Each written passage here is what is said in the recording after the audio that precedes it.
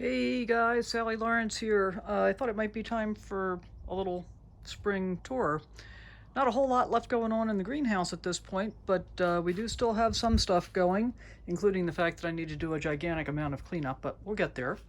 So right here we've got Meyer lemons, and look at all these beautiful little lemons coming on. I mean, there's a ton of them. And I've still got some to harvest from last year as well, which are not quite yellow yet. And then this is the key lime.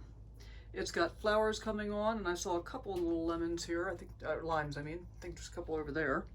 And then I also just picked up a grapefruit tree.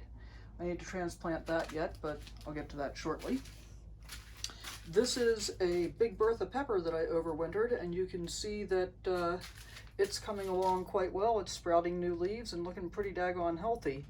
I had no idea that peppers were perennial plants, so I'm pretty excited about that. This is a tomato, which variety, I can't remember what it was. But again, I had this all last year. I was getting tomatoes off of it all winter long. And as you can see, we've got flowers coming on, so that's exciting. There's another tomato that I kept over the winter. That was some variety that I can't remember, sorry. And I have a carrot that has sprouted in that grow bag as well, so that's pretty cool. This is the lettuce that volunteered all winter long. I didn't actually plant this. I've never seen lettuce grow on a stalk before, but tastes really good, works just fine. This is black-seeded Simpson lettuce. I've got about 4 plants of that going, and then one of a red leaf lettuce, as well as a bunch of bunching onions. Or scallions, or green onions, whatever you prefer to call them. Still have some rainbow chard going. My red romaine is pretty much done for at this point. We've got another pepper here that I overwintered. I'm not sure how this one's going to do. It doesn't look as good as the other one. And the Marzano tomatoes, which the tomatoes haven't finished ripening. I don't quite understand that. But I got a whole bunch of flowers coming on and a lot of new growth, so we'll see what that turns out to be.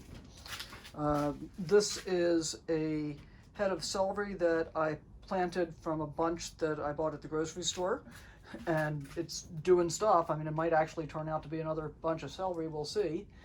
Some more chard, some more bunching onions, and some chocolate mint. And that's about what we got going on in here. However, I have been getting ready for spring.